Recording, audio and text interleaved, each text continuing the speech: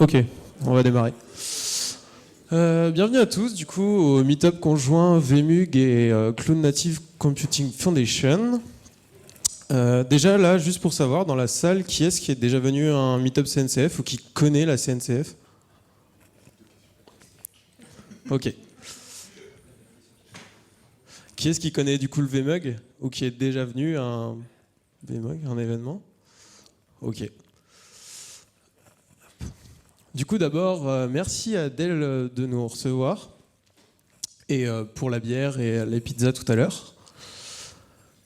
Je vais te laisser juste présenter. Bonjour à tous, Noam. Moi, je m'occupe du VMUG en France et notamment le VMUG aussi de Nantes. Donc, c'est la communauté d'utilisateurs VMware.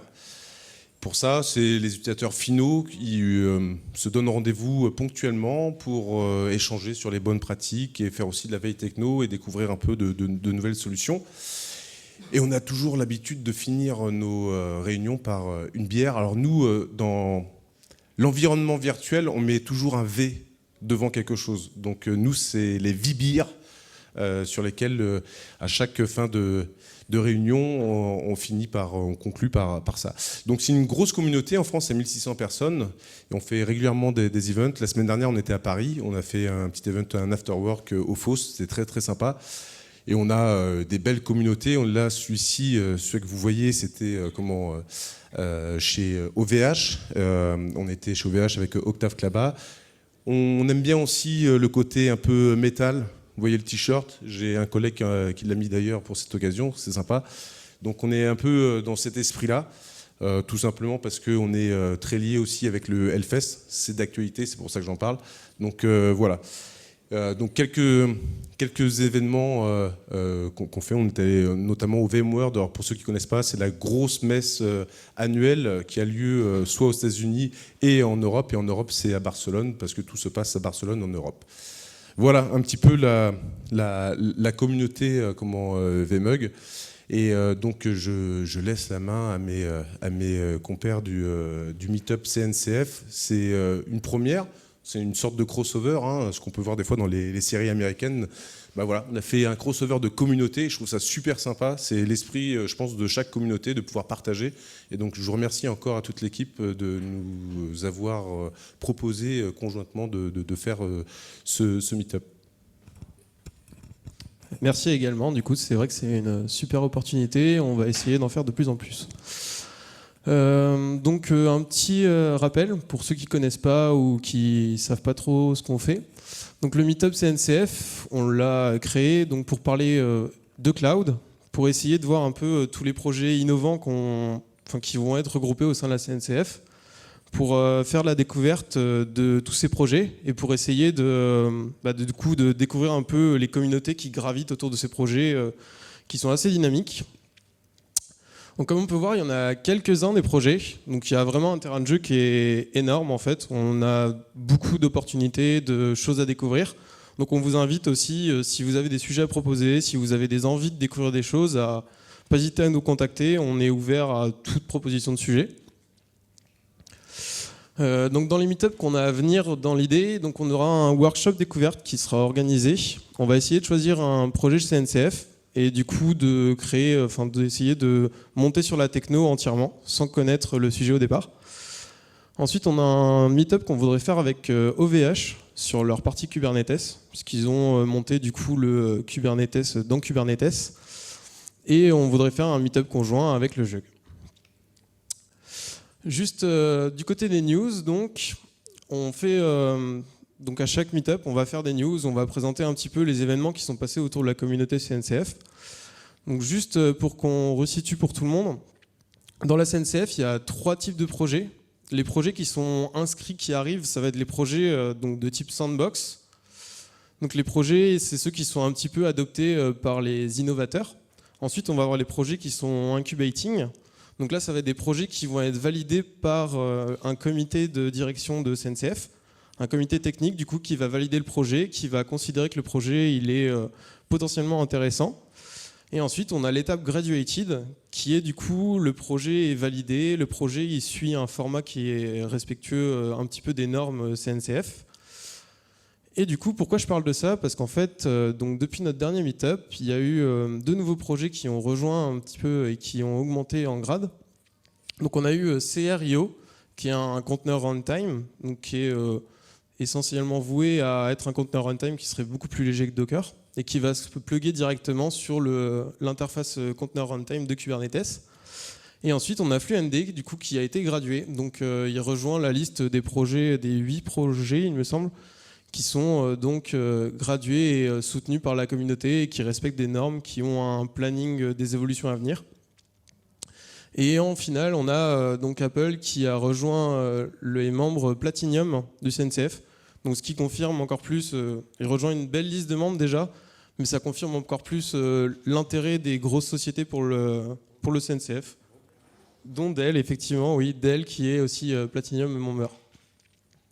Donc dans les événements, il y avait également la KubeCon. Et la KubeCon, du coup, Gaël et Eric vont nous en parler tout de suite.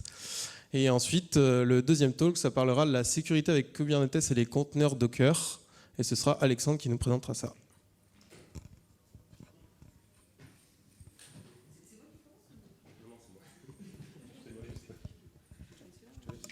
Hop. Bonsoir à tous. Donc oui, on va commencer par un petit retour sur la KubeCon. Donc l'idée, c'est en 15-20 minutes de vous présenter un peu ce qu'on a fait. Donc on a eu la chance avec Gaël en fait de pouvoir y aller. Donc l'idée en fait, ça va pas être de lister les talks, de faire une liste bullet point. C'est plutôt, on va vous partager un peu les thématiques qui ont eu, notre vision de la conférence et en gros, même si vous n'êtes pas allé, au moins de pouvoir dire, ok, c'était comme ça et potentiellement, ça vous donnera envie d'y aller la prochaine fois. Juste pour savoir, est-ce qu'il y en a qui ont été à la KubeCon Europe? Non, personne. Il y en a un qui se cache là, mais non, ok. Bon voilà, c'est bon. Au moins comme ça, on vous présentera des choses que vous ne connaissez pas. Déjà, je vais commencer par des choses vachement intéressantes, c'est les chiffres en fait. Non, mais c'est juste pour vous donner en fait un peu l'ampleur de la conf. Donc il y avait 7700 participants, on va dire presque 8000. En fait, ça fait une masse de gens quand même assez important. Enfin, honnêtement, quand on arrive là-dedans et qu'il y a 8000 personnes dans une salle, ça commence à faire pas mal. Enfin, si vous avez l'habitude d'aller dans les stades de foot, c'est pas grand-chose, mais pour une conf tech, ça commence à faire. Il y avait plein de boîtes. Du coup, plein de gens, en fait, c'était pas forcément des gros bataillons de personnes, c'était peut-être des gens tout seuls ou à 5-6, et donc c'était intéressant de voir qu'en fait, il y avait plein de boîtes différentes. Donc quand c'est Participating Companies, c'est vraiment les gens qui ont payé les places pour les gens qui allaient. En termes de diversité, alors c'est un thème qu'on va reparler, on voit que les hommes sont ultra majoritaires, mais que quand même, voilà, il y avait un peu autre chose que des hommes, donc ça, c'est quand même pas mal. Les pays représentés, donc ça c'est un truc qui m'a un peu surpris parce qu'on est à la KubeCon Europe. Alors il faut savoir qu'il y a la KubeCon US, la KubeCon Europe et la KubeCon Asie. Donc tous les ans il y en a 3. Donc, pour dire voilà comme ça chacun a son centre. Mais même en Europe du coup le pays le plus représenté c'est les USA. Donc après l'Allemagne et l'Angleterre. Mais ce qui est intéressant aussi, on reviendra dessus, c'est que finalement, il y avait quand même pas mal de Français. Alors, est-ce que c'est parce que c'est Barcelone, c'est pas loin, etc. Mais honnêtement, il y en avait vraiment pas mal du tout. Enfin, on entendait parler français quand même pas mal. Donc, c'était assez intéressant de rencontrer aussi des gens. Ah tiens, telle boîte a fait aussi du Kubernetes. Enfin, c'était intéressant. Donc, il faut savoir, en fait, on dit KubeCon, mais en fait, c'est la Cloud Native Con aussi. Donc, en fait, il n'y a pas que Kubernetes qui est représenté. Il y a tout l'écosystème de la Cloud Native Computing Foundation. Donc, les 3 projets phares, c'est forcément Kubernetes. Et Prometheus et Helm. Et donc, ce qui était intéressant, c'est qu'en fait, on retrouvait finalement tous les projets de la fondation en fait étaient représentés. Et ça permettait de voir un peu comment cet écosystème vivait. En termes de job, on parle de dev, d'ops, les plus représentés, c'est les devs et les ops. Et il y avait forcément du sales, parce qu'il faut faire du business. En termes de présentation, alors là, les chiffres, c'est 19 keynotes, 315 sessions. Moi, j'avais compté, c'était plus genre 400. Il y a 20 tracks en parallèle. Donc, c'est juste pas possible de tout voir. Enfin, c'est juste impossible. Enfin, à moins de regarder YouTube, bon.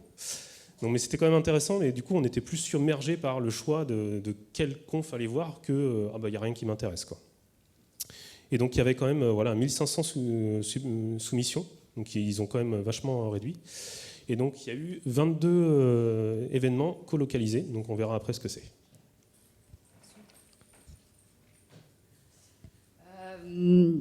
Alors, en termes d'organisation, donc ça se passait à la Fira Grand Via, c'est grosso modo c'est le gros parc d'expo de Barcelone.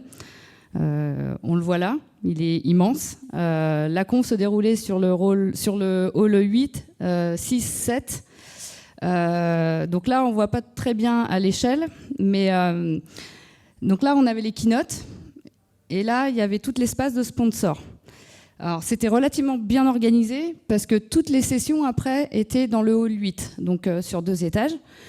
Et alors, ce qu'il faut savoir, c'est que pour passer de la keynote et du site des sponsors, il fallait à peu près 10 minutes pour atteindre le rôle des sessions, enfin l'endroit où il y avait les sessions.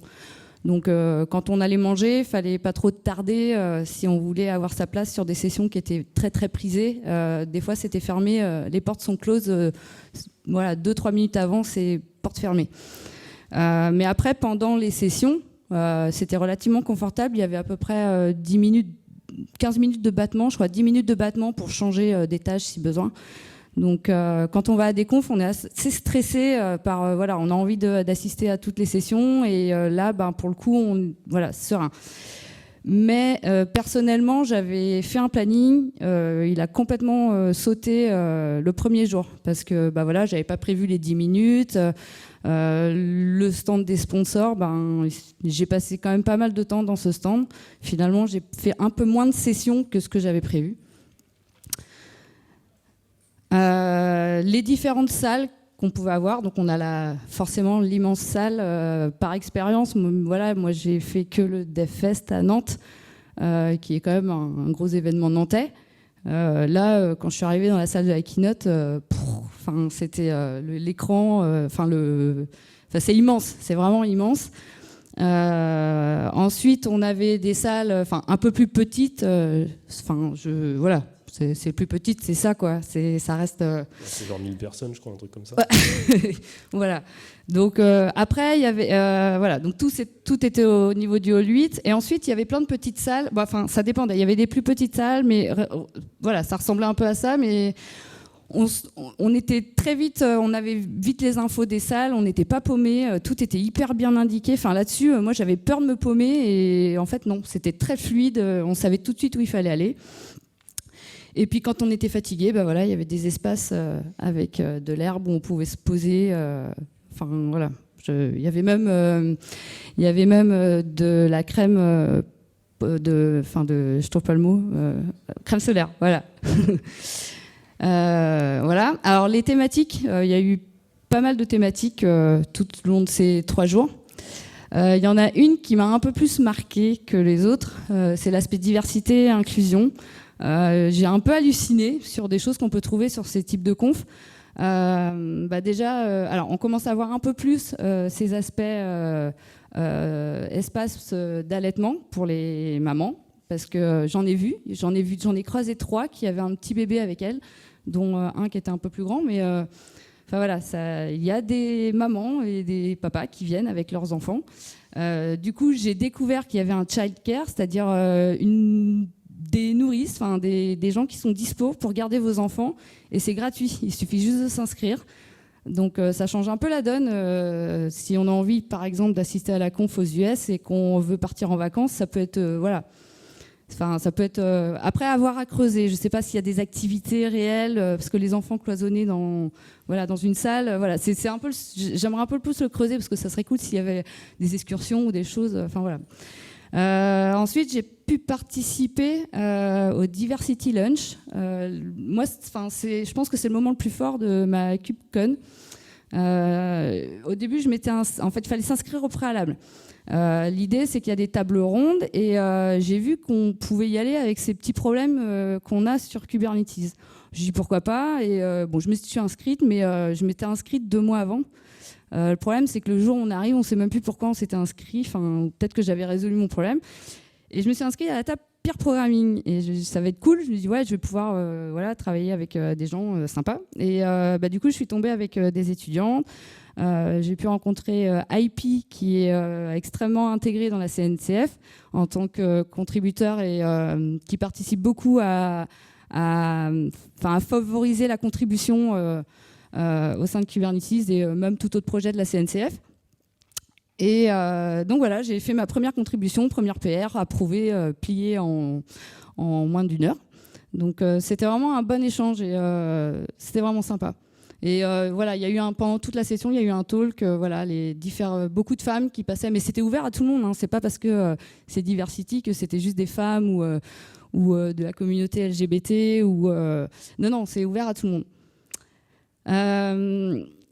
Le côté communautaire était vraiment présent aussi. J'ai pu assister à des talks avec des contributeurs. Et ces jeunes contributeurs, parce qu'ils sont quand même assez jeunes, ils ont expliqué pourquoi ils ont contribué. Et voilà, ça met un peu plus en confiance. On se dit que voilà, on est peut-être un petit peu contributeur à notre niveau. Ça favorise. Ensuite, il y avait un contributeur bar. Donc on pouvait rencontrer tous les contributeurs, ceux qui maintiennent pas mal de solutions au sein de la CNCF. On pouvait les rencontrer. Là, donc on pouvait discuter avec eux. Il y avait des créneaux horaires et c'était cool. On pouvait vraiment aller discuter avec eux.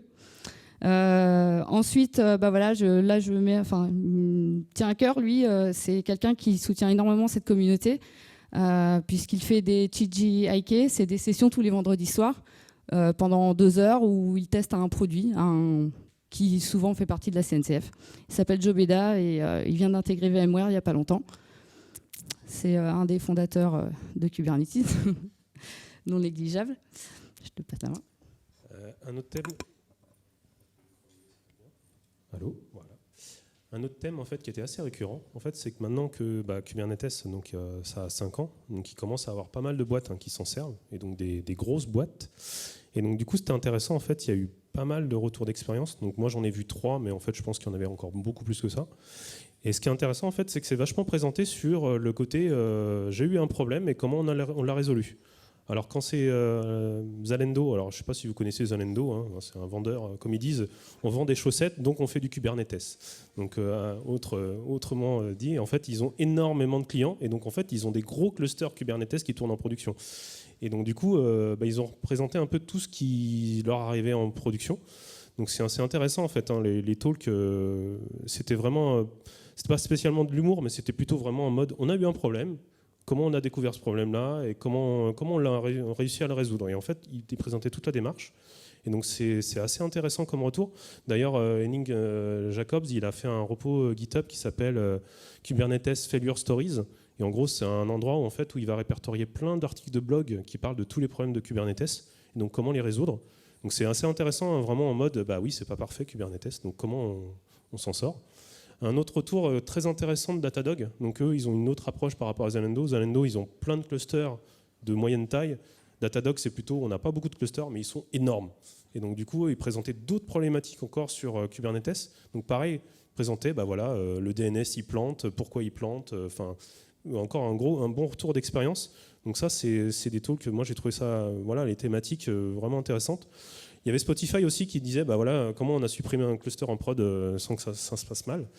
Enfin, voilà, la thématique vraiment retour d'expérience. Moi, j'ai trouvé ça vraiment intéressant en mode on n'est pas en mode on n'est pas des fanatiques de Kubernetes. C'est un produit qu'on utilise, il a ses qualités, ses défauts, et donc du coup, on partage avec la communauté de comment résoudre les problèmes qu'on va forcément avoir à un moment ou à un autre. Une autre thématique, c'est là en 2019. C'est le service mesh. Maintenant, on commence. Il y a beaucoup de boîtes qui commencent à avoir du service mesh dans Kubernetes et d'ailleurs en dehors de Kubernetes aussi. Et donc là, la grosse problématique, c'est il y a beaucoup de gens qui se sont jetés sur Istio, et alors que c'était pas forcément encore ultra mature.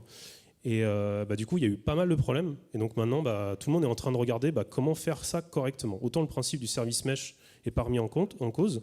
Grossièrement, le service mesh, pour ceux qui ne connaissent pas, c'est du routage intelligent entre les services. Enfin, après, c'est très grossier ce que je viens de dire, mais en gros, c'est ça. Et du coup, il y a par exemple Linkerd qui commence avec sa version 2, en fait, commence vraiment à pousser pas mal. Parce que leur approche, contrairement à Istio, qui est plus en mode on fait tout et on s'améliore au fur et à mesure. Eux, c'est plutôt on fait un set de fonctionnalités restreint et après on monte au fur et à mesure, et donc à chaque fois qu'on fait une fonctionnalité, on la fait bien. Il y a aussi Consult Connect de HashiCorp qui, pareil, est devenu une sorte de service mesh, alors qu'à la base c'était du service discovery. Et donc voilà, je parlais de plusieurs implémentations, il y en a encore plein d'autres. Et donc ce qui a été annoncé pendant cette KubeCon, c'est ce qu'on appelle le service mesh interface. Donc ça, il me semble, c'est Microsoft qui est le leader là-dedans, mais après il n'y a pas que Microsoft.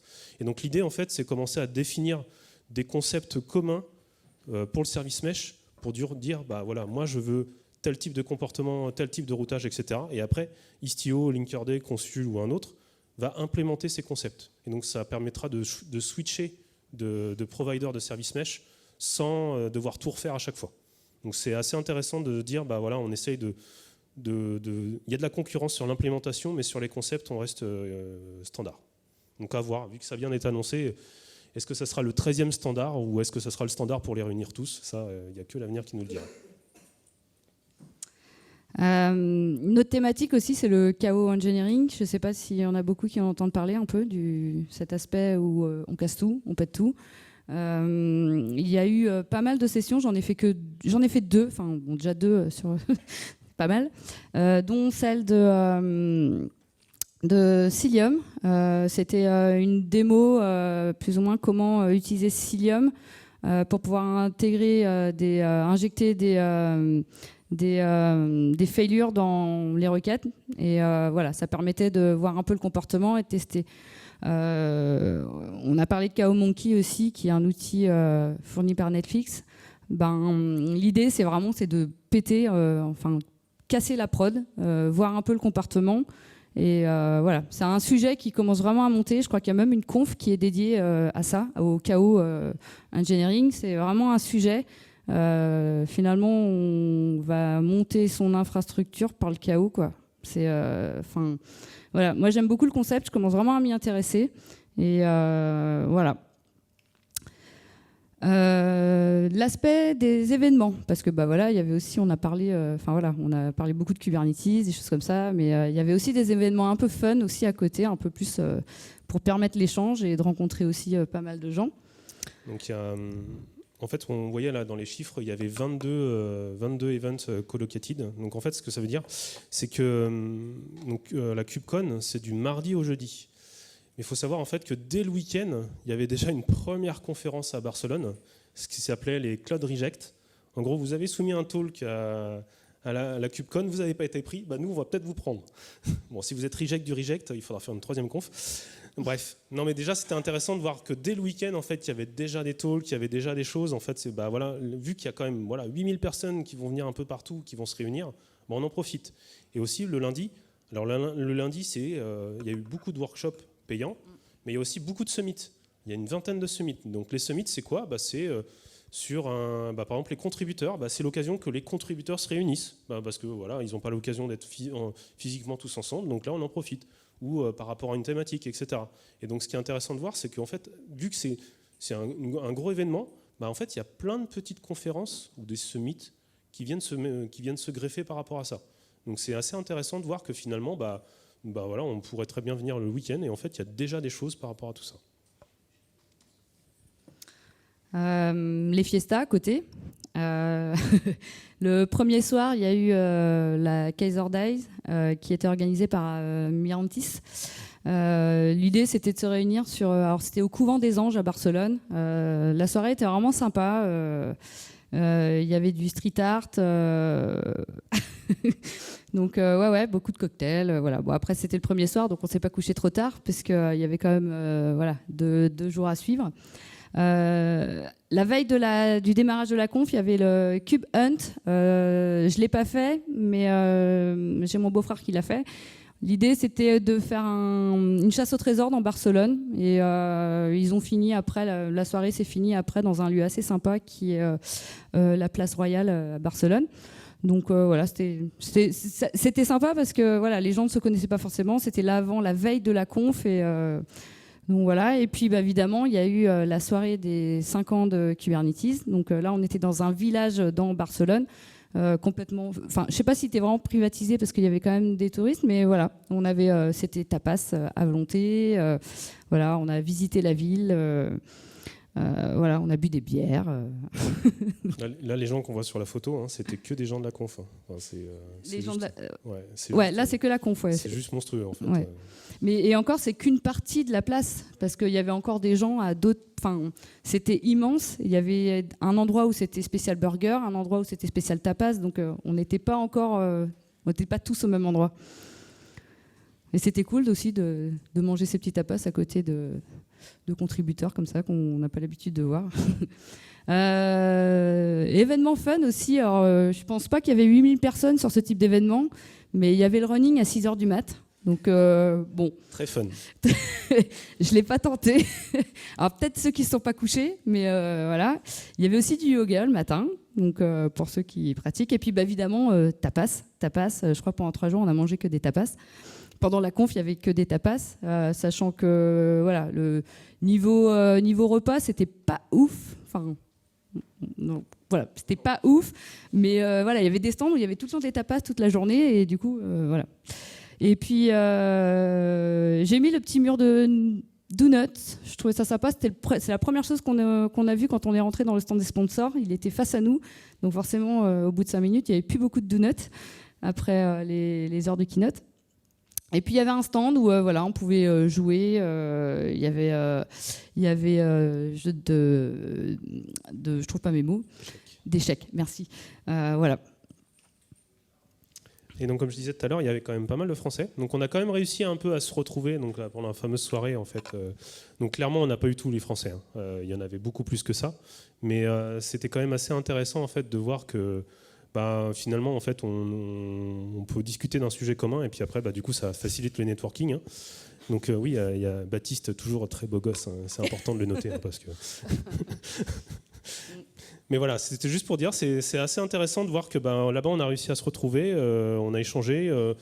On a croisé des gens même au milieu des sponsors. On allait sur les stands des sponsors. Il y a quelqu'un qui commençait à nous parler en anglais et puis avec son accent franchouillard, on peut peut-être parler en français.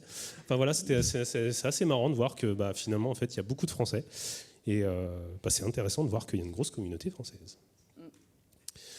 Donc moi ce que je retiens en fait de la conf, hein, bah, alors cette phrase-là, elle n'a pas été créée pour la KubeCon. Hein, c'est Kelsey Hightower qui avait sorti ça.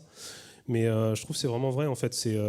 Kubernetes, c'est une plateforme pour créer des plateformes. Donc ce que ça veut dire, hein, c'est que finalement, ce n'est pas une finalité en soi de dire ça y est, j'ai installé Kubernetes ou j'ai démarré un cluster. L'idée après, derrière, c'est que cette plateforme va vous permettre de construire des plateformes. Et quand on est à la KubeCon, en fait, on voit au milieu des stands des sponsors ou juste à discuter avec d'autres personnes, en fait, à quel point finalement cette plateforme elle est utilisée pour plein de choses différentes. Et vraiment des choses qui, moi, honnêtement, c'est pas mon métier des fois. Et il me parle de, moi, je l'utilise comme ça, et tu fais, ouais, ok, d'accord. Enfin, moi, je pensais pas qu'on pourrait l'utiliser comme ça. Et donc, c'est intéressant de voir que finalement, il y a cette plateforme-là, en fait, elle attire beaucoup d'écosystèmes, en fait, qui finalement, à la base, étaient vraiment dispersés. Et là, on commence à parler le même langage, à utiliser la même plateforme. Donc, j'ai trouvé ça vraiment intéressant, et je trouve que ça, derrière, ça va ouvrir pas mal de possibilités. Moi, ce que j'en retiens, bien sûr, l'aspect quand même inclusion. Je ne vous cache pas que j'étais un peu flippée d'arriver à cette KubeCon. Voilà, dans les confs, il n'y a pas beaucoup de femmes. Voilà, on ne sait pas trop à quoi. Et là, en plus, c'est international. Il faut pouvoir parler anglais avec mon anglais franchouillard. Et voilà, finalement, il y avait quand même toute cette thématique qui m'a vraiment réconfortée. Je ne me suis pas du tout sentie seule. J'avais mes amis de Zenica aussi. Donc voilà, c'est assez réconfortant de savoir que voilà, il y a des zones safe aussi. Enfin voilà, pour ceux qui ont un peu peur du monde, il y a plein d'endroits où on peut il y a un endroit pour tout le monde dans ce type de conf. Ce que je retiens, moi, c'est beaucoup d'échanges. Au-delà de l'aspect techno lié à Kubernetes, j'ai beaucoup échangé. En fait, quand je dis que j'ai vraiment fait un strike un peu dans mon planning, il y a plein de confs que je n'ai pas vues. Après, je sais qu'elles sont sur YouTube, donc voilà. J'ai profité voilà, d'aller au stand, de croiser des gens, de croiser aussi des gens. Typiquement, par exemple, j'utilise beaucoup Cert Manager pour la génération des certificats SSL sur mon cluster. Voilà, j'avais envie de rencontrer James Munnelly, qui est le mainteneur principal. J'ai pu discuter avec lui. J'avoue que c'était pas simple parce qu'il a un anglais assez speed. Mais voilà, c'est cool. J'ai pu lui poser mes problématiques. J'ai pu lui demander un peu des roadmaps. J'ai en effet pareil aussi avec plein de technos. J'ai pu demander un peu plus de visu sur les roadmaps. Et puis, voilà, mes problématiques, c'était cool. C'était mon moment d'échange. Voilà. Donc, prochaine KubeCon, Save the Date, ça sera au mois d'avril. Et cette année, l'année prochaine, elle sera à Amsterdam. Donc, voilà. Et donc, juste pour finir, on partagera les slides. Donc, pour info, je ne suis pas tout seul. Baptiste y a participé aussi. On a été plusieurs côté Zenica à écrire un retour sur la KubeCon. Et donc, Gaël aussi en a écrit un sur Medium pour iAdvise. Et donc, pour info, j'ai mis la playlist, mais ça se trouve facilement avec Google. Il y a tous les talks de la conf qui sont disponibles sur YouTube. Donc, ça vous fait, je ne sais pas combien d'heures de visionnage, mais il y a de quoi faire. Un bon week-end. Voilà. Donc, regardez le nombre de vues éventuellement pour vous repérer ou les thématiques, mais il y a vraiment tous les talks. Ils sont tous là. Donc, après, les sessions, elles n'étaient pas. C'était du l'ordre de 25-30 minutes à peu près chaque session. C'est ça, c'est du 30 minutes à peu près chaque session. Je crois même que il y en a certains workshops qui ont été filmés. Il y a beaucoup de vidéos. Il y a 350 vidéos à regarder, quoi. Voilà. Donc 30 minutes x 350. Voilà. Bon, merci à tous. Merci. Peut-être qu'il y a des questions, vite fait. Oui.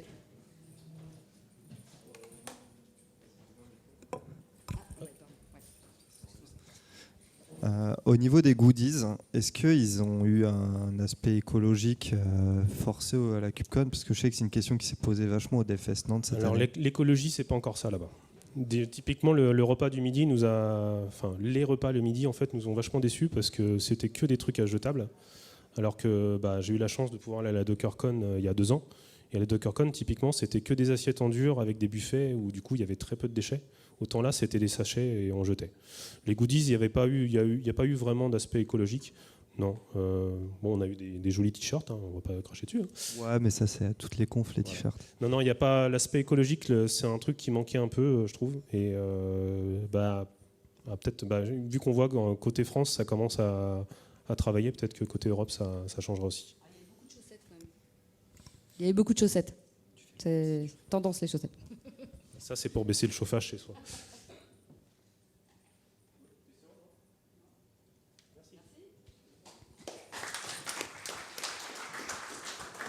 Ok.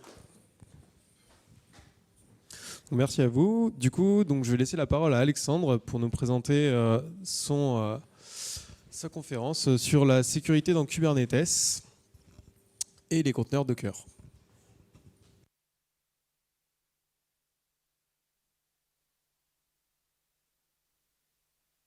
Bonjour à tous. Donc je suis Alexandre Roman, plateforme architecte chez Pivotal à Paris. Donc vous pouvez me suivre sur un certain nombre de liens. Si vous souhaitez prolonger la discussion après ce talk, n'hésitez pas, je suis ouvert à toutes vos questions. Donc aujourd'hui, ce qu'on va faire ce soir, c'est je vais vous présenter un petit peu les problématiques liées à la mise en œuvre de Kubernetes en production, et notamment sur la partie sécurité, avec un focus sur Docker. Avant que je commence, je suis assez curieux de savoir combien parmi vous ce soir ont déployé un Kubernetes dans leur société, organisation. On va dire qu'on est à peu près 3/4 de la salle. Combien ont d'applications Kubernetes en production ? Ok, on descend. Et combien arrivent à patcher et à manager leur Kubernetes ? Et combien de personnes arrivent à opérer et à mettre à jour leur Kubernetes ? C'est des Kubernetes managés ? Ok, très bien. Bon. Alors, le focus de ce soir, en fait, ça va être de prendre un use case très concret. Il y a de cela quelques semaines, quelques mois, on a eu une faille de sécurité Runc, pour ceux qui connaissent. ce qui s'est passé, c'est que grosso modo, avec un conteneur spécial, bien mal formé, on avait la possibilité en fait de s'échapper du conteneur et de prendre la main sur le worker node. Voilà, donc une faille assez importante qui touchait Docker. Et une faille donc, assez importante et donc des mises à jour derrière à gérer. Donc ce qu'on va faire ce soir, c'est que je vais vous présenter un petit peu les enjeux par rapport à tout ça et on aura l'occasion de patcher en live ce soir un cluster Kubernetes pour vous montrer un petit peu la méthodologie et comment est-ce qu'on peut s'y prendre aujourd'hui avec des technos adaptés. On aura l'occasion de faire un petit focus rapide sur qu'est-ce que c'est qu'un conteneur, afin que tout le monde puisse comprendre de quoi on parle et quels sont les enjeux derrière. On verra le focus par rapport à Kubernetes et les solutions qu'on amène. Mais pour commencer, déjà, qu'est-ce qu'un conteneur? Donc, un conteneur, grosso modo, il va tourner sur votre infrastructure. Donc ça peut être une infrastructure managée ou du on-prem avec du vSphere, par exemple. Et il va y avoir un OS ou un hyperviseur qui va gérer et faire tourner notre machine. Et en fait, derrière, on va avoir notre conteneur runtime. Donc, que ce soit CRI-O, dont on a parlé tout à l'heure, ou Docker. Au niveau de Kubernetes, on a le choix de pouvoir utiliser différents moteurs d'orchestration. Et l'objectif, c'est de faire tourner des conteneurs. L'intérêt des conteneurs, c'est qu'on va pouvoir, après, derrière, densifier, en fait, vis-à-vis de nos nœuds, vis-à-vis de nos workers. Et c'est-à-dire qu'on va optimiser l'utilisation de nos ressources. Traditionnellement, avec nos VM, on allouait un certain nombre de ressources pour nos applications. Et puis parce qu'on ne savait pas trop qu'est-ce qu'on devait donner comme mémoire ou comme disque ou comme CPU, on avait la tendance à surallouer les ressources associées à nos VM. Avec les conteneurs, on va avoir la capacité de pouvoir déployer facilement plusieurs conteneurs sur un même worker node, ce qui va permettre en fait une meilleure utilisation des ressources. Si le moteur d'orchestration, par exemple Kubernetes, s'aperçoit qu'un nœud est en capacité de pouvoir accueillir un conteneur, il va pouvoir le déposer dessus. S'il s'aperçoit derrière que les ressources ne suivent pas, le moteur d'orchestration est capable de se reconfigurer et de déplacer les conteneurs d'un worker à un autre, ce qui va permettre une meilleure utilisation de nos ressources. Qu'est-ce qu'il y a à l'intérieur de nos conteneurs? En fait, ce qu'il faut comprendre, c'est qu'un conteneur, c'est un assemblage de différentes couches, différentes layers. Parmi ces layers, traditionnellement, on va retrouver une base d'OS, que ce soit une Alpine, Ubuntu, Red Hat, etc., qui vont fournir un petit peu la base de travail. Donc, c'est là qu'on va retrouver éventuellement des binaires, de quoi pouvoir se loguer sur le conteneur si on laisse un bash ou un SH à l'intérieur. C'est là qu'on va retrouver également des bibliothèques type OpenSSL, etc., pour pouvoir assurer l'exécution de nos applications. Par-dessus, on va retrouver la runtime layer. Donc là, on parle de l'IPC, on parle de toutes les bibliothèques nécessaires qui vont être consommées par notre application et notre couche d'application. Couche d'application, du coup, l'intérêt, c'est de pouvoir faire tourner du Java, du Node.js, PHP, Python, Go, etc. Et ce, de manière complètement indépendante vis-à-vis des worker nodes de nos VM qui vont faire tourner nos conteneurs. Un petit focus très rapidement. Comment est-ce qu'on construit un conteneur? Là, vous avez à l'écran un exemple de Dockerfile, qui devient un peu la norme pour construire nos conteneurs. On voit qu'on retrouve nos couches qu'on vient de voir juste avant. Donc, on va partir d'une base d'OS. Hop là, pardon. On va y copier notre artefact, notre application. Donc là, il s'agit d'une application Java. On va y exposer nos ports avec une configuration pour l'exécution. Et à la fin, on va exécuter notre process.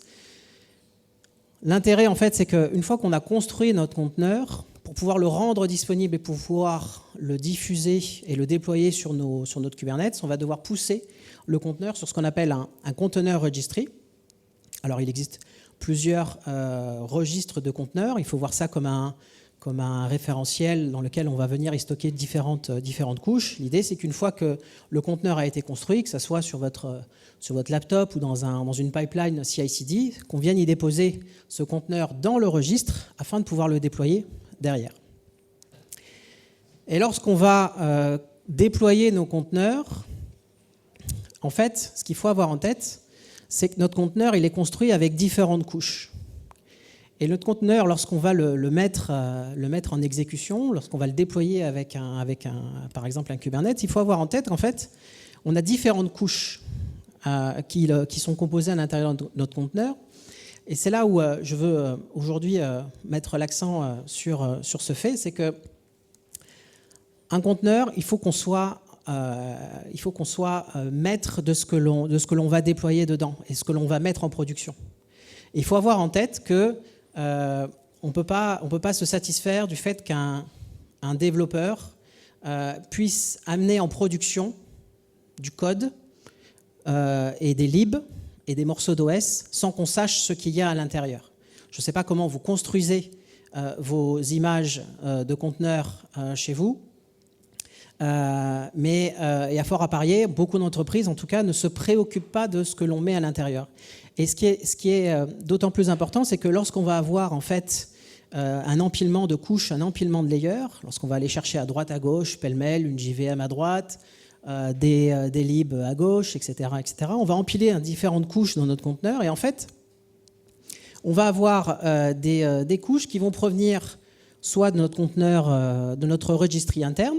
On va retrouver là nos applications, notre middleware, mais on va probablement aller chercher une JVM ou des morceaux d'OS qui viennent d'autres registries, d'autres conteneurs, alors que ce soit ici Docker Hub ou que ce soit d'autres registries que vous allez configurer dans votre pipeline. Et on a besoin, lorsqu'on met en production des applications, de vérifier la provenance de ça. Parce que le jour où il y a une faille de sécurité, le jour où une nouvelle version de la JVM doit sortir pour corriger un certain nombre de failles de sécurité, le jour où une faille comme Heartbleed sur OpenSSL est mis au public, est découverte, eh bien en fait derrière c'est tous vos conteneurs qui s'appuient là-dessus, qui sont concernés et qui doivent subir une mise à jour, qui doivent être mis à jour, sinon vous êtes vulnérable et à l'affût des pirates. Et l'idée en fait aujourd'hui donc ça va être de se concentrer là-dessus. Vous voyez à peu près maintenant ce que c'est qu'un conteneur avec l'empilement des couches. Et on va voir comment, avec Kubernetes, on va pouvoir adresser ce genre de choses. Il y a de cela 2 mois, il y a une étude qui est sortie et qui a montré que sur les 10 images Docker les plus populaires, on avait en moyenne, enfin, au bas mot, 30 vulnérabilités à l'intérieur. Donc quand on parle d'une vulnérabilité, c'est des vulnérabilités qui permettent de passer route, de pouvoir s'échapper de l'applicatif et de pouvoir passer route dans le conteneur, si tant est que notre conteneur tourne en route. Vous vous rappelez le Dockerfile qu'on a vu il y a 3 minutes. Si vous l'envoyez comme ça en production, votre application, votre JVM, elle tourne en route avec les droits d'administration. Il y a des techniques qui permettent d'abaisser le niveau de privilège au niveau de notre conteneur. Mais il n'y a pas que ça. Rappelez-vous les middleware, les couches intermédiaires dans notre conteneur. Dans cette étude, on a montré que si par hasard vous allez tirer l'image de base de Node.js, si vous faites des applications Node.js, je vous apprends ce soir, vous avez au moins 580 vulnérabilités connues, donc des failles de sécurité qui sont présentes. Et là, je parle d'une image Docker qui est disponible sur Docker Hub. Donc vous faites un from Node.js, vous avez 600 vulnérabilités qui sont disponibles. Vous avez peut-être un peu plus de chance si vous utilisez d'autres types de vulnérabilités, mais tout de même, c'est quelque chose qu'il faut garder en tête lorsqu'on va chercher des éléments à l'extérieur, lorsqu'on va s'appuyer sur des conteneurs, des registres de conteneurs externes, type Docker Hub. On ne sait pas ce qu'on va récupérer. Et on a besoin de se rassurer et de savoir qu'est-ce que l'on met en prod. Alors parmi ces vulnérabilités, il y en a qui sont plus ou moins importantes. Après, libre à chacun de voir le risque que l'on encourt à déployer et à utiliser ce genre d'image Docker. Si on parle des failles qu'on va retrouver couramment, là on vous revoyez le schéma qu'on a vu en début de séance. En fait, il y a des failles à tous les niveaux. Alors évidemment, je vous cache pas les vulnérabilités que vous introduisez vous-même dans votre application. Ça, c'est votre copyright, c'est à vous.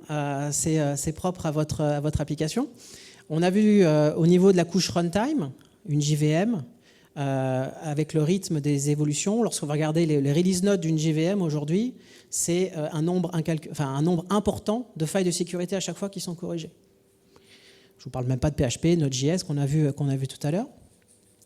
Dans les images d'OS, je parlais tout à l'heure d'OpenSSL. Vous vous rappelez peut-être il y a 2-3 ans à peu près, la faille Heartbleed qui permettait en fait, lorsqu'on avait un accès HTTPS vers une application, donc imaginez votre Nginx ou votre serveur Apache qui est packagé dans votre image Docker. S'il utilise une lib OpenSSL qui contient la faille Heartbleed, on va être capable à distance de pouvoir extraire le contenu de la mémoire. Et si on s'y prend bien, on peut même aller déborder l'espace mémoire du conteneur et aller chercher des morceaux qui se tournent sur le worker node. On imagine un peu le niveau de criticité de cette faille.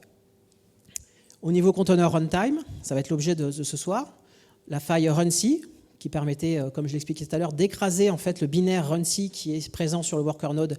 Et à partir de là, comme bien souvent les installations Docker tournent en root, avec les droits d'administration sur la machine, ça veut dire qu'une fois qu'on est root sur la machine, on peut faire ce qu'on veut. Donc là, on est complètement sorti du conteneur et on devient root sur une des machines de votre cluster. Imagine un petit peu la criticité de cette faille. Et puis je ne vais pas vous citer Dirtico, et puis Meldon et Spectre. On a même des failles au niveau même de votre CPU. Vous vous rappelez peut-être de Meldon et Spectre. Ça a entraîné du coup des patchs de sécurité dans les noyaux Linux, dans les kernels Windows, etc. Afin d'empêcher un hacker de pouvoir tirer parti de l'hyperthreading sur nos processeurs et de pouvoir comme ça se balader dans les espaces mémoire et accéder à des informations auxquelles on n'aurait pas droit. Donc les patchs de ces systèmes d'exploitation, de ces noyaux de systèmes d'exploitation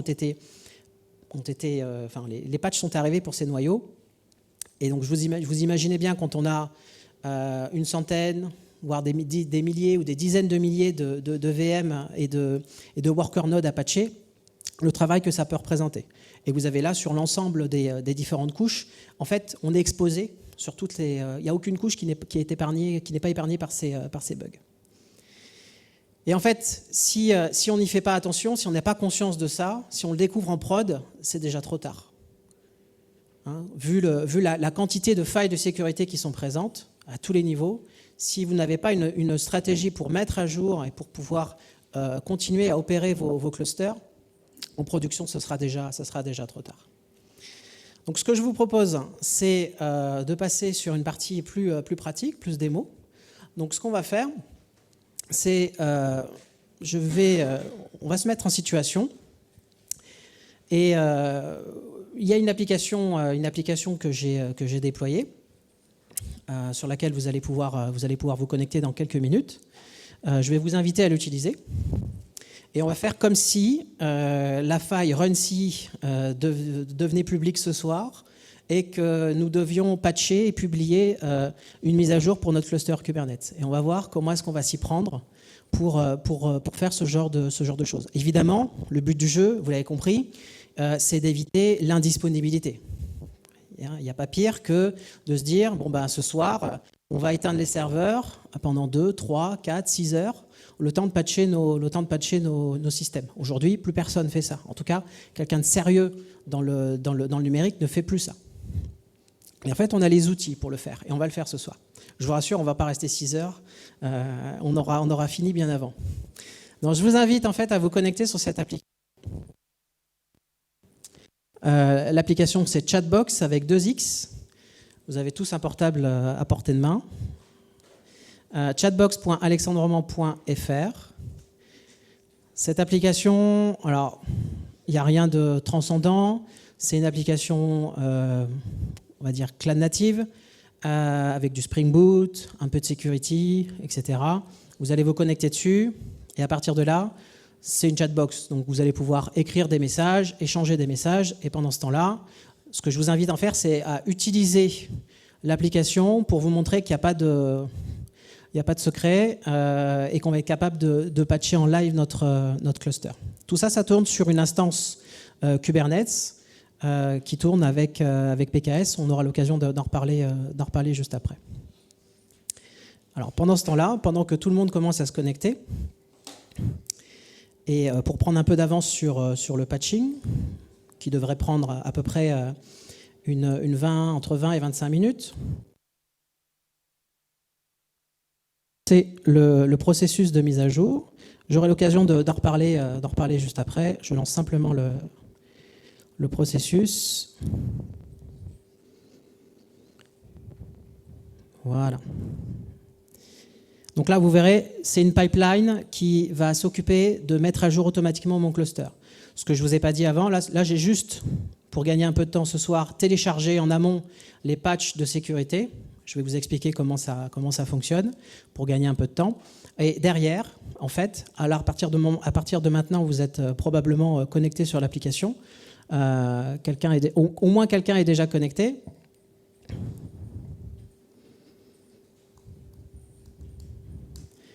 OK, donc ça commence à arriver. Donc là, on est en train de patcher le cluster. Je vous invite à continuer à utiliser l'application. Pendant ce temps-là, on va dérouler le reste de la présentation. Donc, quelles sont les solutions pour adresser nos patchs de sécurité? Première règle déjà, c'est de rester à jour. Ça peut sembler tout bête, mais avec un cycle de release de Kubernetes avec au moins une version par mois mineure et une version majeure tous les 3 mois, mine de rien, une fois qu'on a installé notre Kubernetes sur notre infrastructure, il ne faut pas s'imaginer que l'histoire est terminée. On va devoir mettre à jour au moins une fois par mois, voire tous les 3 mois, pour assurer le cycle de livraison. Et là, je ne parle que de Kubernetes. On a vu qu'à tous les niveaux, il y avait d'autres failles de sécurité. Donc, restez à jour, évidemment, c'est le premier conseil qu'on va pouvoir vous donner. Et en fait, la méthodologie que je vais vous exposer là, c'est la manière de faire chez Pivotal. Et c'est celle qu'on cherche en fait à appliquer chez nos clients en les formant et en les habituant à traiter les failles de sécurité, la maintenance de leurs applications et de leurs systèmes de cette manière-là. Donc traditionnellement, lorsqu'une application est développée, donc on va avoir une équipe qui va être responsable de ce qu'elle met dans son conteneur. On n'est pas dupe. La plupart des équipes de développement, c'est comme ça qu'elles font. Elles écrivent le Dockerfile, elles définissent en quelque sorte ce qu'elles y mettent à l'intérieur, la version de Java, la version de Node.js, etc. Et c'est elle qui a la responsabilité. Et derrière, tout ce qui est infrastructure, finalement, pour l'équipe de développement, c'est un petit peu éloigné et c'est pas ce qui l'intéresse. C'est géré par votre équipe Ops. Ce que l'on veut faire avec la méthodologie Pivotal, c'est réduire en fait le niveau de la responsabilité, le niveau de travail que l'on donne aux équipes de développement.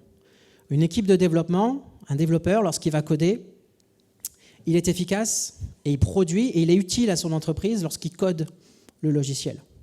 Pas lorsqu'il est en train de patcher son cluster Kubernetes, ou pas lorsqu'il est en train de coder ou de créer une image Docker. On n'amène aucune valeur à l'entreprise lorsqu'un développeur interagit et doit patcher, et doit coder et doit rédiger son Dockerfile. Donc ce qu'on veut, nous, avec la méthodologie Pivotal, c'est de se focuser, de se concentrer sur la couche d'application et de laisser le soin à une équipe dédiée, une équipe plateforme, de gérer finalement tout le reste. Et comment est-ce qu'on s'y prend ? On va le voir tout de suite. C'est en partageant un domaine de responsabilité. L'équipe qui est sur l'équipe de développement, l'idée c'est qu'elle puisse se concentrer sur l'écriture du code, alors de manière itérative, selon la méthodologie qui vous sied le plus, mais l'idée c'est de construire progressivement votre application et de laisser le soin à une plateforme team, on parle de plateforme team chez Pivotal, pour gérer tout le reste. Et l'idée, c'est d'avoir en fait une approche homogène, bout en bout, jusqu'au niveau applicatif, afin de pouvoir, si une faille de sécurité doit arriver, quel que soit le niveau qu'on a vu précédemment, de pouvoir l'adresser et de pouvoir corriger et d'amener des réponses aux failles qui sont dévoilées. Et l'idée, c'est qu'on va pouvoir comme ça avoir une approche homogène sur la partie sécurité, Sur la partie résilience, on va pouvoir avoir des stratégies qui vont être homogènes d'une application à une autre.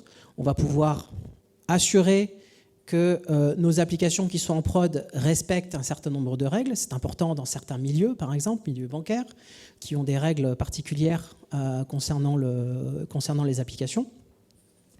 Et de ce fait, avoir une approche qui soit homogène. Et pour pouvoir faire ça, en fait, vous comprenez bien que puisque l'équipe de développement doit se concentrer sur la rédaction, l'écriture de son code, il faut qu'on mette en place quelque chose, ce qu'on appelle chez nous une Trusted Container Pipeline, quelque chose qui permette à une équipe de développement de se concentrer sur le code et de laisser la responsabilité, tout le reste, donc la construction de l'image Docker, la vérification, et in fine le déploiement sur les différents clusters à une plateforme team qui va s'appuyer sur cette pipeline. Pour les développeurs, aujourd'hui, il y a des technologies qui permettent de construire des images Docker sans avoir à écrire des Dockerfiles. Ce que vous avez vu tout à l'heure, c'est le BABA, le Dockerfile qu'on a vu tout à l'heure, c'est le BABA, le 101, l'introduction pour écrire un conteneur Docker. Mais en fait, aujourd'hui, normalement, si vous êtes assez mature dans le sujet, en fait, on n'a plus besoin d'écrire des images Docker.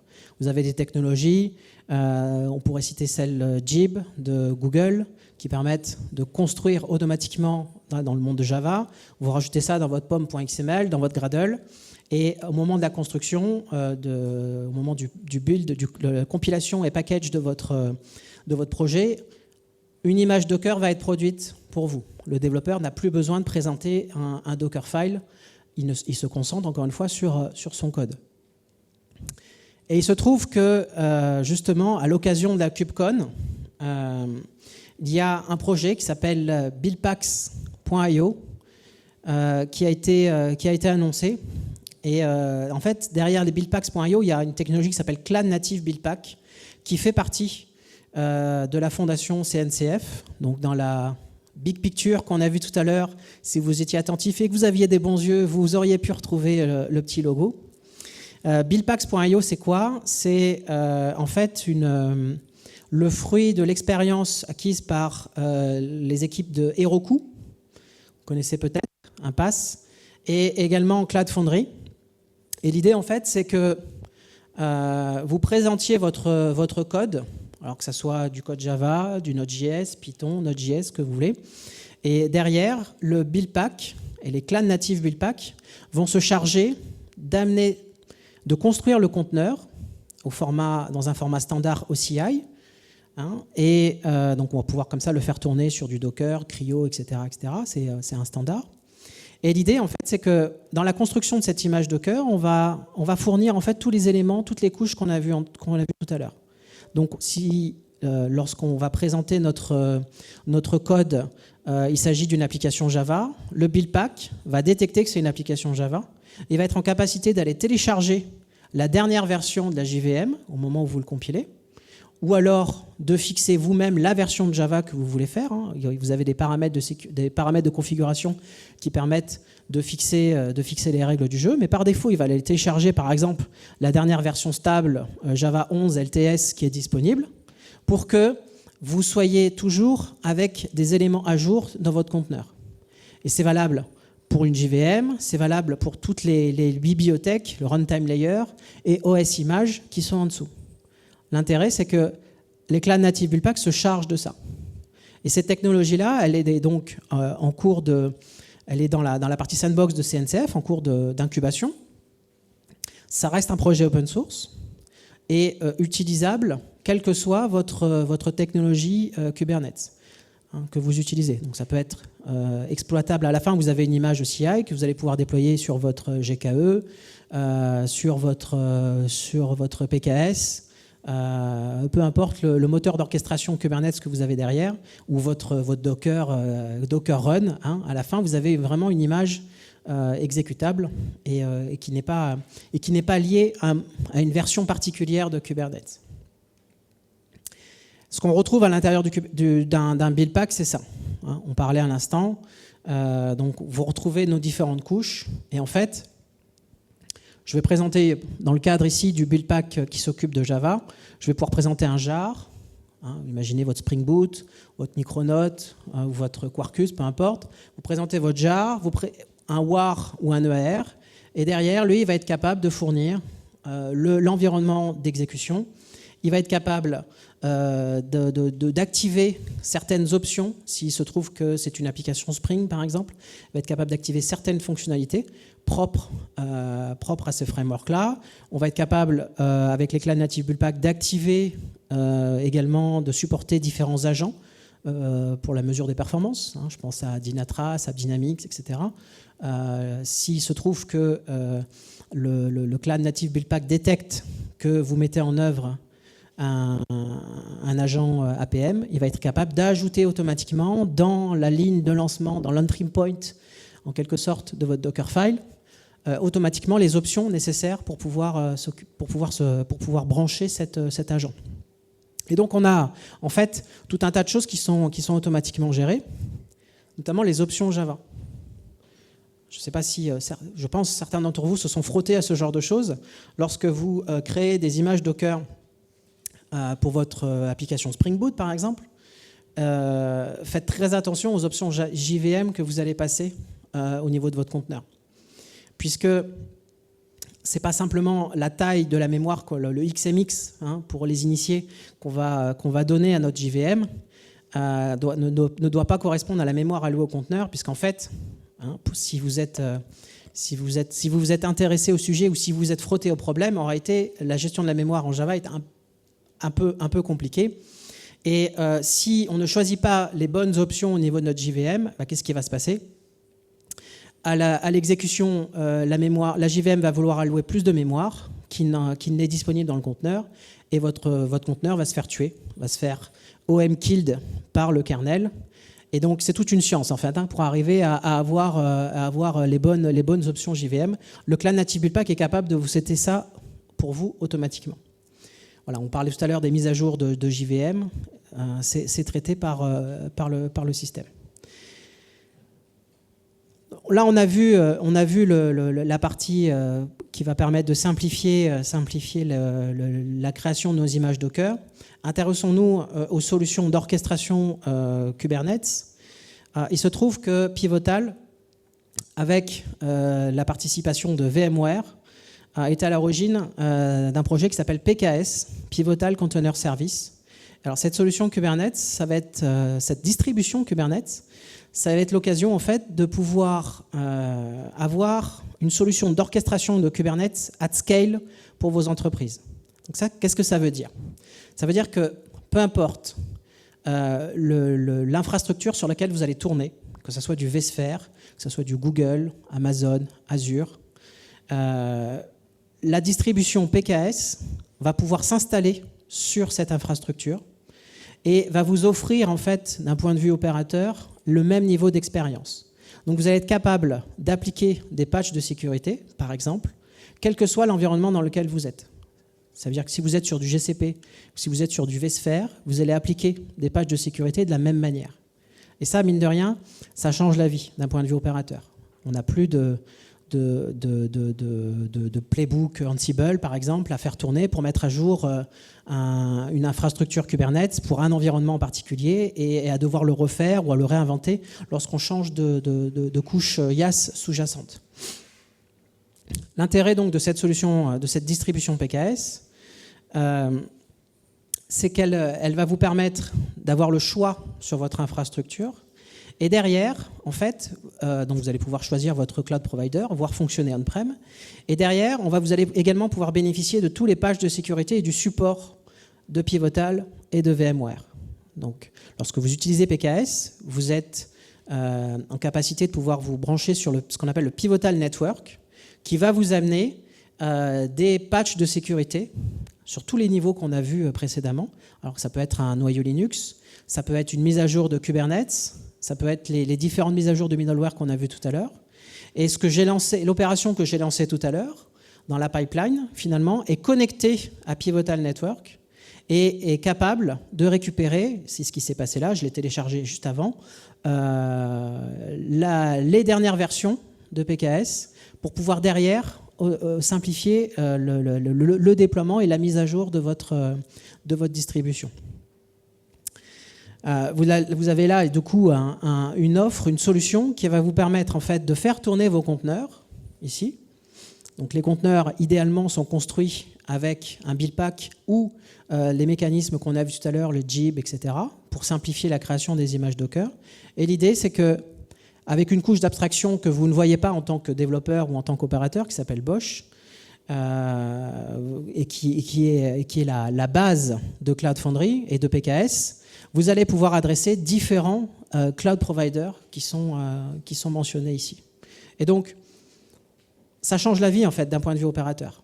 C'est terminé le temps où vous deviez vous occuper personnellement de vos dizaines, de vos centaines de VM et de patcher le noyau Linux parce qu'il y avait une nouvelle mise à jour et on devait corriger une faille type Dirtico ou patcher pour Meltr ou pour Meltdown ou Spectre le noyau Linux par rapport à une faille de sécurité.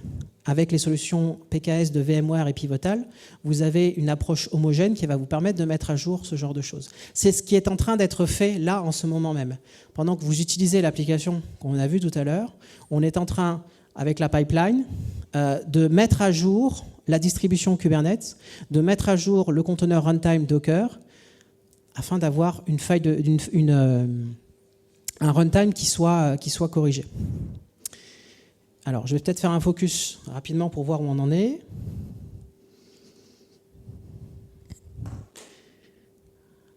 Hop. Voilà. Donc là, vous avez un outil qui s'appelle Concours. Et ce que je vais faire, c'est qu'on arrive juste à temps.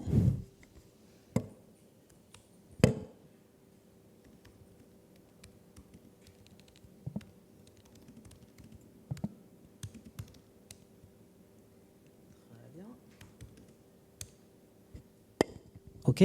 Donc là, ce que vous voyez, je pense que je vais peut-être augmenter la taille pour que tout le monde puisse le voir. Donc là, ce que je fais, c'est qu'en même temps que je suis en train de dérouler ma pipeline de mise à jour de ma distribution PKS, je suis en train de pinguer mes nœuds et on voit qu'en fait, je suis arrivé un peu tard, puisque vous voyez ici l'âge de mon worker, il a déjà 3 minutes. Donc c'est qu'il a probablement été mis à jour il y a 3 minutes pendant que je vous parlais, en fait. Donc le processus est allé plus vite que ce que je pensais, c'est très bien. Pour celles et ceux qui sont connectés à l'application, vous devriez normalement, voilà. Vous avez vu ici, pas d'interruption de service. L'application a continué à fonctionner. Alors que dans mon dos, derrière, la pipeline était en train d'appliquer un patch de sécurité sur mon PKS. Vous avez vu là que ça m'a pris simplement un clic de souris. En réalité, cette pipeline se base sur des composants qui sont fournis et qui sont maintenus par Pivotal. On appelle ça Platform Automation. Ça veut dire qu'on peut déployer ce genre d'infrastructure chez vous. On vous forme à l'utilisation de ces pipelines. Et ça veut dire que lorsqu'il va y avoir des mises à jour de Kubernetes, de Linux, des mises à jour de PKS lui-même, ces éléments étant supportés par Pivotal et VMware, ça veut dire que vous allez être en capacité de pouvoir suivre les mises à jour de ces différents composants. Donc une mise à jour de Kubernetes qui intervient tous les mois, c'est un non-événement. Vous avez vu, c'était un clic de souris dans ma pipeline. Et on a certains même de nos clients qui font des mises à jour automatiques. C'est le cas, pour les citer, de T-Mobile aux États-Unis, qui a écrit un retour d'expérience sur le sujet, notamment derrière à la KubeCon Seattle en décembre dernier. Ils étaient montés sur scène pour parler de leur expérience et ils ont été en capacité, en fait, ils ont vu par eux-mêmes l'intérêt des solutions comme celle-ci. Puisque il y a des failles de sécurité qui ont été découvertes au niveau de Kubernetes qui permettaient de prendre la main sur un worker directement à partir de flux HTTP. Donc, ce n'était pas RunC, mais c'était une autre faille. Et en fait, leurs clusters Kubernetes, alors ils font tourner 40 000 conteneurs. Donc, c'est quand même pas une petite infrastructure. Et en fait, leurs clusters Kubernetes se sont mis à jour le vendredi. Les pipelines que je vous ai montrés là se sont déclenchés, ont vu qu'il y avait des mises à jour qui arrivaient par Pivotal Network, et les mises à jour se sont lancées. Ils se sont dit, tiens, c'est curieux. Et en fait, le lundi, la faille a été annoncée publiquement. Vous avez le boss de T-Mobile qui arrive dans le bureau des Ops, de la plateforme Team, qui leur dit il va falloir qu'on mette à jour. J'ai entendu qu'il y avait une faille de sécurité importante qui avait été découverte au niveau de Kubernetes. Qu'est-ce qu'on fait? En fait, l'équipe s'est aperçue que leur cluster était déjà patché, avait déjà le patch de sécurité. Tout ça pour vous dire que lorsque ces éléments-là sont mis en place, vous avez une certaine automatisation qui se met en place. Et les mises à jour de cluster Kubernetes, ça devient quelque chose de normal. Et bien entendu, ce qui est important, c'est que pendant que ces choses-là s'exécutent, pendant que PKS est mis à jour, votre application, elle continue de tourner. Évidemment, l'intérêt, c'est qu'on n'ait pas de downtime, on ne soit pas obligé d'arrêter notre infrastructure parce qu'on est en train de patcher un kernel Linux. Imaginez que vous avez une centaine ou des milliers de VM à patcher, ça peut représenter un certain travail si on doit le faire manuellement. Avec ce genre d'infrastructure, ça se fait sans qu'on ait à se soucier de ce genre de choses. Donc l'application continue de tourner, ce qui me permet de continuer le fil de la présentation. On parlait de Trusted Container Pipeline tout à l'heure. Et vous avez une remarque sur le contenu de nos images Docker. Comment est-ce qu'on s'assure de ce qu'il y a à l'intérieur? Comment est-ce qu'on sait qu'il y a 580 vulnérabilités dans l'image Docker qu'on est en train de mettre en prod? Bon, si on n'y met pas le bout de notre nez à l'intérieur de ce conteneur, on ne peut pas le savoir. Et c'est pour ça qu'il y a des outils qui existent pour ça. Et il y a notamment Arbor, qui est une solution de container registry qui fait partie de CNCF. Donc Arbor, c'est une solution open source qui se trouve être développée par VMware. Et ce container registry va être en capacité, donc, non seulement de stocker vos images Docker, mais également de pouvoir scanner le contenu de ces images. Arbor est connecté à une base de données qui référence l'ensemble des vulnérabilités qui sont connues à ce jour, et c'est une base de données qui se met à jour en permanence. Et donc régulièrement, on va être en capacité de scanner le contenu de vos images Docker et donc du coup d'avoir une action proactive par rapport à ça. Si on détecte qu'il y a une faille de jugé critique dans une image Docker, Arbor va être capable d'effectuer des actions derrière. Donc il va pouvoir notifier et sur cette notification, vous allez pouvoir faire quelque chose. L'intérêt, c'est que si vous branchez votre Docker, votre Arbor sur des mécanismes de construction automatique d'images Docker, comme on a vu tout à l'heure, comme les Cloud Native Build Pack, vous comprenez l'intérêt, c'est que sur détection d'une faille de sécurité, on va être en capacité de reconstruire les images Docker pour pouvoir récupérer les mises à jour, si les mises à jour se situent au niveau du conteneur, sans avoir à passer par l'étape « je redéveloppe mon application ». C'est-à-dire que je vais pouvoir patcher mon image Docker sans avoir à solliciter mon équipe de développement. Le jar, le war, le AR, mon Node.js, il est stocké quelque part en gestion de configuration. Les Cloud Native Build Pack sont en capacité de récupérer cet artefact qui a été versionné, qui a été construit, et sans avoir à faire appel à l'équipe de développement, de pouvoir reconstruire l'image Docker sans intervention humaine, et derrière, du coup, d'avoir une nouvelle version patchée, notre conteneur Docker, qui va pouvoir après, derrière, être déployé sur nos clusters. Voilà, donc Arbor est capable de scanner les vulnérabilités de nos conteneurs. Il est capable également de signer les images Docker pour être certain que ce que l'on met en prod est bien ce que l'on a construit et s'assurer qu'on maîtrise ce qui va en prod. Voilà. Si vous étiez, alors pour celles et ceux qui étaient à KubeCon, il y avait un stand Pivotal VMware. Je vous mettrai les liens, il y a les liens dans la présentation. Et donc sur le stand Pivotal VMware, il y avait un exemple de mise en œuvre de tout ce que je viens de vous dire, de Trusted Container Pipeline, qui met en œuvre une pipeline de construction de projets, que ce soit Jenkins ou Concourse, ce que vous voulez.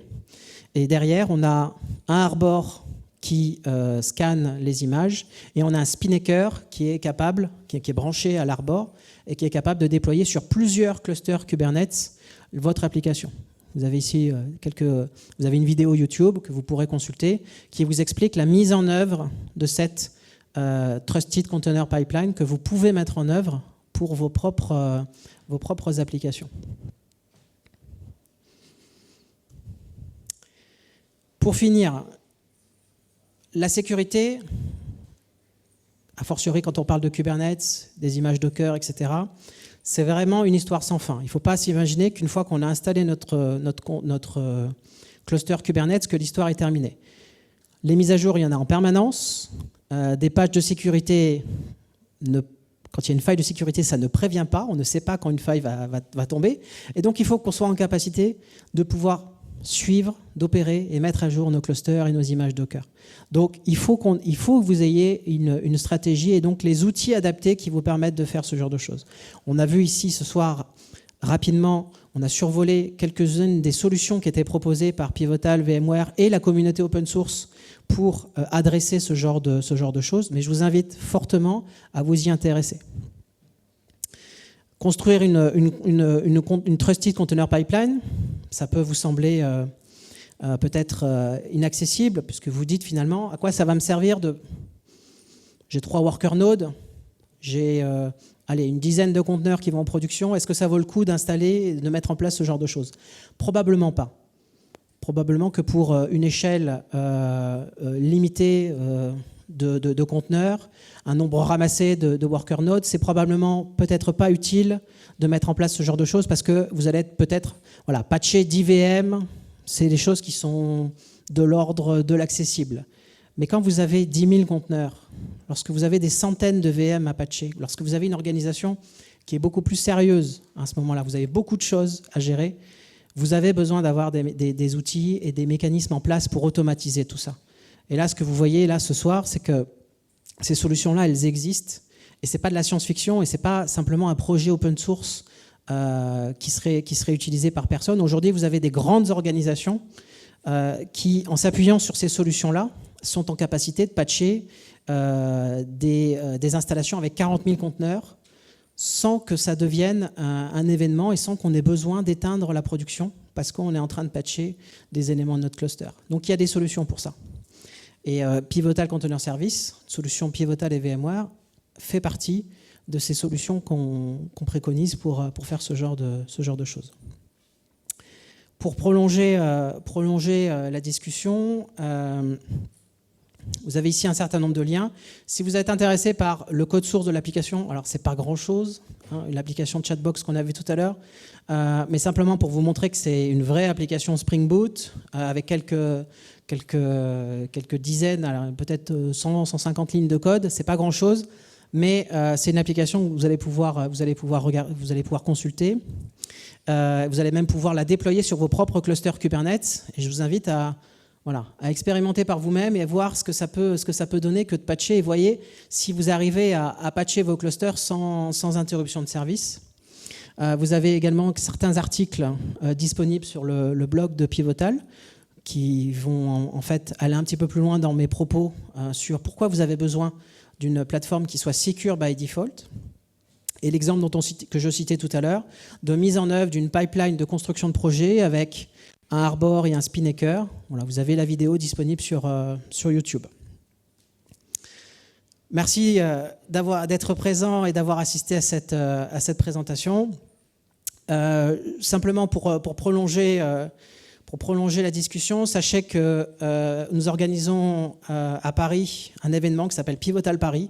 C'est le 4 juillet prochain. C'est une journée. C'est une conférence gratuite. Je vous invite à vous inscrire et à y participer. Ce sera l'occasion, vous avez le lien qui s'affiche ici, ce sera l'occasion en fait d'assister à des retours d'expérience de clients qui ont mis en œuvre ce genre de solution et qui ont opéré une transformation de leur organisation. Comment est-ce qu'on arrive à fonctionner plus vite? Comment est-ce qu'on arrive à avoir des plateformes qui soient toujours à jour, immunes face aux failles de sécurité? Et vous avez également des sessions techniques autour de Spring, autour des pratiques de gestion des projets, des pratiques de déploiement, etc., Spinnaker, etc., etc. Vous avez l'agenda qui est disponible sur Internet. Je vous invite à vous y inscrire. Et de manière un petit peu plus lointaine, vous avez également Spring One Platform. C'est là, pour le coup, aux États-Unis. C'est une conférence importante de Pivotal, qui est organisée par Pivotal, dans laquelle vous aurez également, à ce moment-là, beaucoup d'annonces autour des solutions, des technologies Pivotal. Et c'est également l'occasion d'avoir accès à des sessions intéressantes autour de Spring et de l'écosystème. Voilà, si vous avez des questions, n'hésitez pas.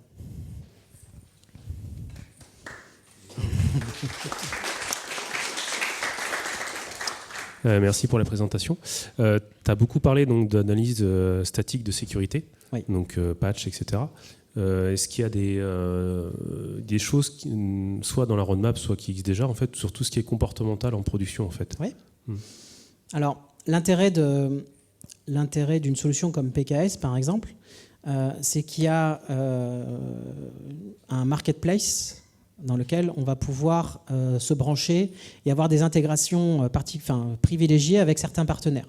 Donc, par exemple, dans le cas que tu citais, il y en a un qui me vient en tête, c'est Aquasec, qui était présent à KubeCon et qui est un partenaire certifié pour PKS et qui va permettre, en fait, c'est un agent, un daemon set qui va être déployé sur ton cluster et qui va être en capacité de scanner en fait au runtime l'exécution de ton application et de tes conteneurs et de vérifier que, à un moment donné, il n'y a pas des choses un peu bizarres qui sont faites derrière ton dos. Voilà. Et du coup de t'avertir, de te notifier qu'il a détecté un comportement anormal dans ton cluster.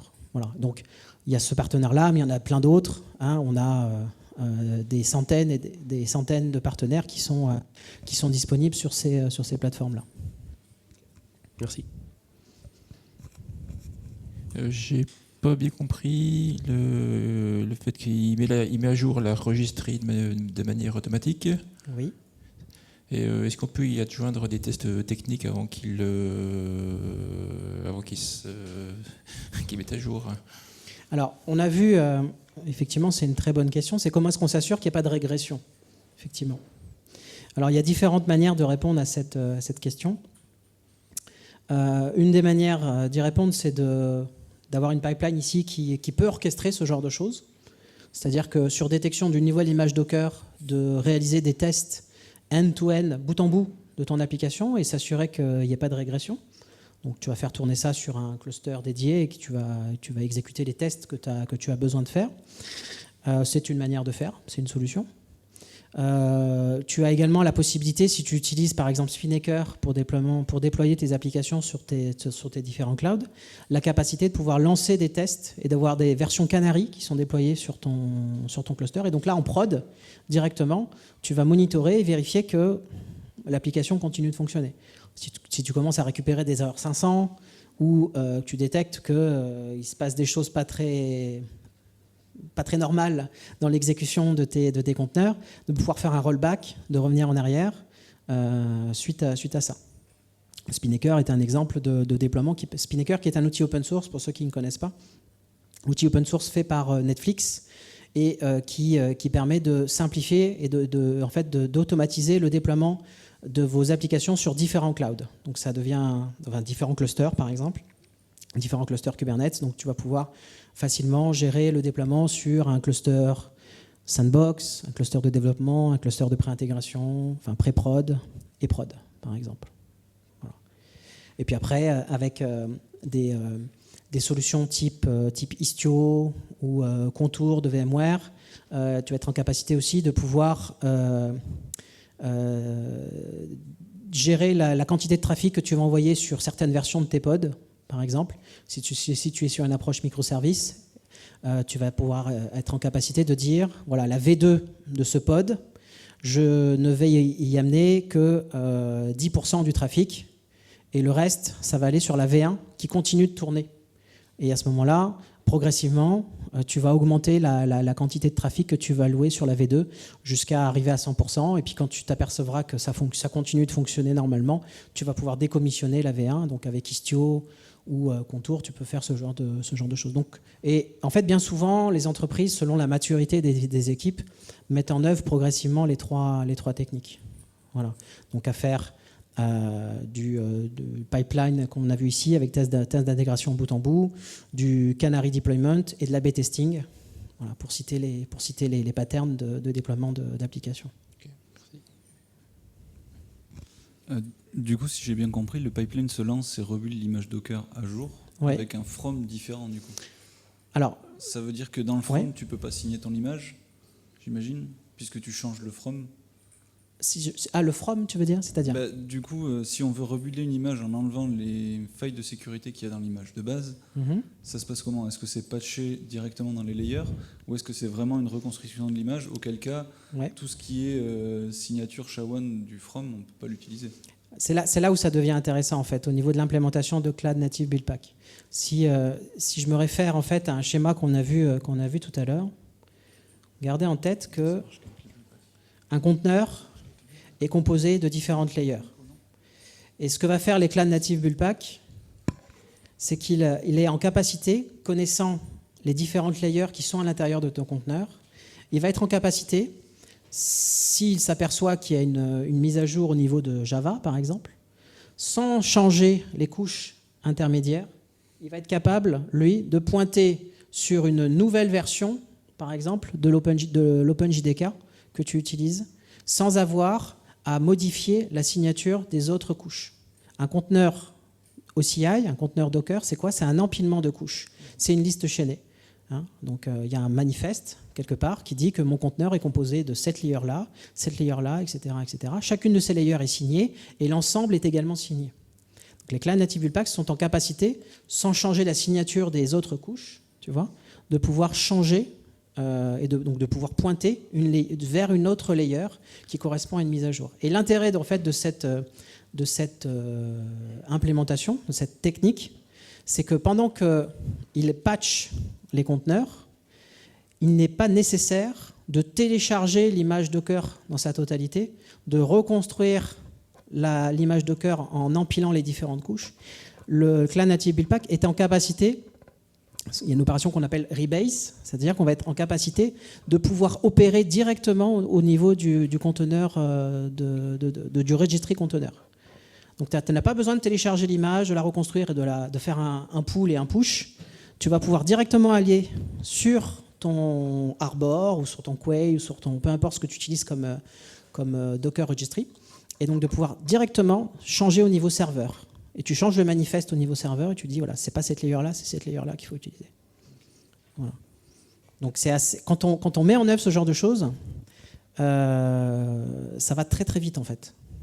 Et c'est ça c'est le propos de fin de tout à l'heure. Lorsque tu as 10 000 conteneurs à mettre à jour, t'imagines derrière, si tu dois télécharger 10 000 fois tes images Docker, les reconstruire et les repousser sur ton conteneur registry, ça va prendre un certain temps. Avec des technologies comme celle-ci, tu vas pouvoir patcher les conteneurs sans avoir à les télécharger, directement en opérant directement sur le Docker registry ou le conteneur registry. Au niveau de la solution, ça s'arrête au niveau des CV, au niveau des middleware, ou ça peut aller plus loin sur les librairies Java qui sont apportées? Alors, au niveau de ton application Java, par exemple, est elle-même composée de différentes bibliothèques. Les différentes layers, enfin les différentes libs que tu inclus dans ton application, tu vas pouvoir les scanner a priori, de manière plus appropriée au niveau de la construction de ton logiciel. Donc dans la pipeline, traditionnellement, c'est ce qu'on fait, c'est qu'on va, par exemple, s'appuyer sur des outils type Sonatype, Nexus, qui va être en capacité de scanner le contenu d'un jar pour vérifier le contenu et vérifier qu'on a des versions d'Hibernate, par exemple, qui soient à jour, ou des versions de différentes libs que tu mets en œuvre. Mais ça, on le fait au moment de la construction du logiciel. Tu vois ? Donc dans une pipeline ou dans un repository, par exemple, c'est ce qu'on fait avec des solutions type Sonatype. Tu vas avoir différents stages, différentes étapes. Donc un premier repository dans lequel les développeurs vont venir y déposer, ou un Jenkins va venir y déposer des jars. Il va y avoir des opérations de scan qui vont être déclenchées par Sonatype, par Nexus. Et si il n'y a pas de failles de sécurité qui sont détectées, si tu es à jour, grosso modo, tu vas pouvoir promouvoir ton artefact dans un autre repository qui sera peut-être lui-même connecté à une autre pipeline qui, elle, va s'occuper de construire ton image Docker, par exemple. Et c'est comme ça que tu enchaînes, si tu veux, les différentes étapes. Ok, on va prendre une dernière question, je pense. Et après, s'il y a encore des questions, autant les discuter autour de la fameuse VBIR. Ouais. J'espère que les Noam, tu en as pas J'espère que les VBIR sont scalables. Ouais. Je sais pas si quelqu'un a une question. Sur la maturité des cloud BuildPack. Ouais. Aujourd'hui, est-ce que c'est quelque chose qu'on peut utiliser? C'est encore en sandbox? Alors, c'est encore dans la sandbox. Donc, honnêtement, aujourd'hui, c'est une technologie qui est en cours de maturation. Donc, peut-être pas forcément à mettre en prod tout de suite. Ok. Néanmoins, c'est tout simplement parce que il n'y a pas de version 1.0 qui est sortie. Ok. Mais néanmoins, les choses avancent relativement vite. On peut s'attendre à ce qu'il y ait avant la fin d'année une version stable qui sorte de ces Cloud Native BuildPack. Néanmoins, ce qu'il faut garder en tête, c'est que ces BuildPacks ne sont pas nés hier, en fait, ou il y a 2 mois. En fait, c'est le fruit de l'expérience acquise par Heroku et Cloud Foundry. Donc là, on parle de 8 ans d'expérience, en fait. Donc la technologie BuildPack existe dans Heroku et dans Cloud Foundry. Elle est réutilisée sur ces 2 environnements-là.